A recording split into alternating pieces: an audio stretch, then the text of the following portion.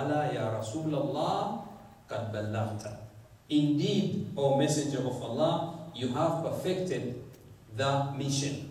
He said, Allahumma fashhad. O Allah, bear witness that this work which you have given me, I have made it the way you want it to be. And it is here again, when we look at the seerah, the life histories of all A'imma alayhimus salam, you would see that whatever they were doing, whether it was teaching or talking to people in terms of Amr bil Ma'ruf wa Nahy anil Munkar, enjoining good and forbidding evil, you would see them that they were doing with perfection. Look at the Battle of Badr, for example. Battle of Badr, Muslims were 313 or 300 and something. Non-Muslims were more than 1,000. Look at the perfection of Imam Ali alayhi salam in this battle. He killed half of kuffar, half of non-Muslims who participated in that battle for the sake of Allah. And in many other battlefields, whenever he wanted to go, he used to ask permission from Rasulullah, asking, why do you want me to go there? As if he was teaching us. The Holy Prophet would say, go fight against them until they say Shahadatain. Go and fight until they become Muslims. And he used to perfect his battles. Now here again, we need to remember one story, which I'm sure majority of you know, that Imam Ali alayhi salam, whenever he used to distribute wealth or money to the people from Baytul Mal, he used to do 2 sajda, shukran lillah. He used to do sajda to thank Allah subhanahu wa ta'ala that the money you gave Muslims or Muslims gave me in order for me to distribute it, I have done it with perfection. And this is the sunnah which we need to have. Now if you remember in Dua Qomay, which we recite every night of Thursday, there is this sentence which says, وَأَعْمَالِي عِنْدَكَ مَقْبُولًا. وَأَعْمَالِي, O Allah, make my deeds and action عِنْدَكَ مَقْبُولًا, to be accepted by you. Accept my a'mal. Now acceptance of a'mal is very important. And that is, if you do for the sake of anyone else, your a'mal will not be accepted. But you need to do it for the sake of Allah subhanahu wa ta'ala in order for the a'mal to be accepted. And here we have another treasure, and that is dua of Makarimul Akhlaq by Imam Sajjad alayhi salam. This dua Makarimul Akhlaq, the general meaning of dua is that Imam teaches us that whenever you do any of your ibadah, your deeds, your actions, remember that people may admire you. But what about yourself? What about Allah subhanahu wa ta'ala? Now he teaches us by saying, Oh Allah, if people would admire my deeds and action, make me be humble for the sake of you, Allah subhanahu wa ta'ala, so that I cannot have that pride which will destroy my deeds and action. Now, humbleness is very important. There is this hadith from the Holy Prophet which says, Man tawadha'a lillahi rafa'ahu Allah, wa man takabbara wada'ahu Allah. Anyone who humbles himself for the sake of Allah, Allah will raise him up. But if it's the opposite, Allah will let you down. So we actually work with people. If you are humble, you do whatever service you do to the people, to the community, you do it for the sake of Allah subhanahu wa ta'ala, Allah will raise that, will raise you.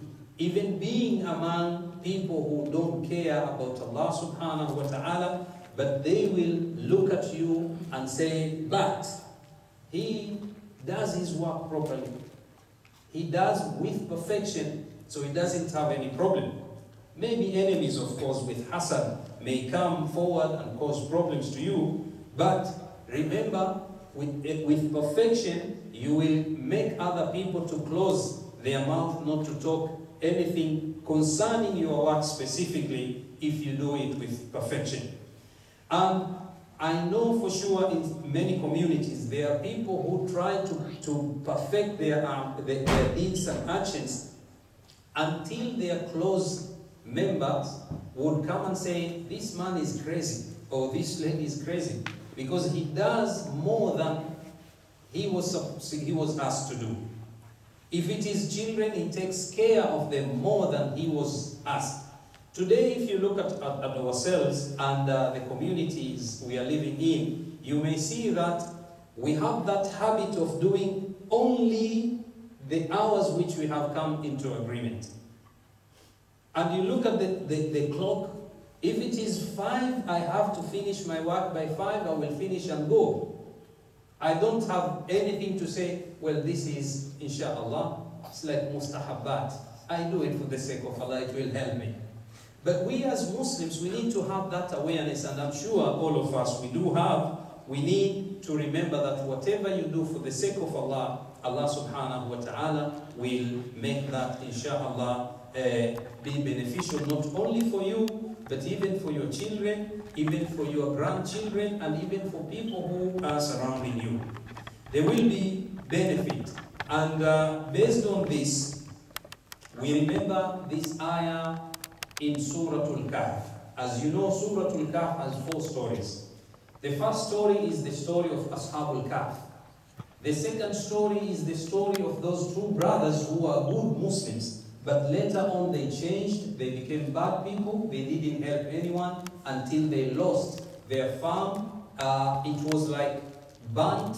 When they came one morning, they couldn't believe their eyes for what had happened to their farm. And the third story is the story of Musa alayhi salam and Khidr.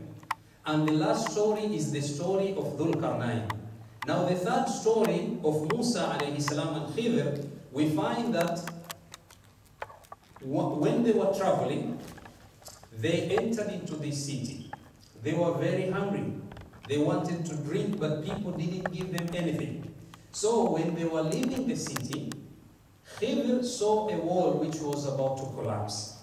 He erected it properly, and Musa became angry. And he said, why do you do this? These people, with their habit, why do you need to do any favor for them? It is here Khidr saying, I will explain to you why I have done this. Beneath this wall, there is a treasure. The treasure belongs to 2 orphans. Their father, وَكَانَ أَبُوهُمَا صَالِحًا. Their parents were good people. Now Allah subhanahu wa ta'ala ordered me to do, according to the Holy Quran, فَأَرَادَ رَبُّكَ أَن يَبْلُغَ أَشُدَّهُمَا وَيَسْتَخْرِجَا كَنْزَهُمَا رَحْمَةً مِّن رَبِّكَ. Your Lord wanted that these 2 orphans would grow up and they would find the treasure beneath this wall in order for the treasure to help them. And this is the mercy from your Lord. Now look, their father or their parents died. The parents kept this treasure for these 2 orphans. The sign for that treasure is this wall. Now Khidr is coming and he saw that, the way they say, قُلُوبُ الْعَارِفِينَ لَهَا عُيُونَ. The eyes of Urafa, the eyes of good people, the eyes of servants of Allah, their hearts have eyes. Their hearts have eyes. تَرَى مَنْ لَا يَرَاهُ النَّاظِرُونَ. The hearts can see things which normal people don't see. Now, the sign for the treasure was that wall. Their parents were good people. Khidr is coming to erect the wall in order for that sign to stay, so these 2 orphans, when they grow up, they would extract that treasure and they will get the benefit. Now, the parents were not there. This is the point. But their action which they did, or a'mal which they did when they were alive, helped them.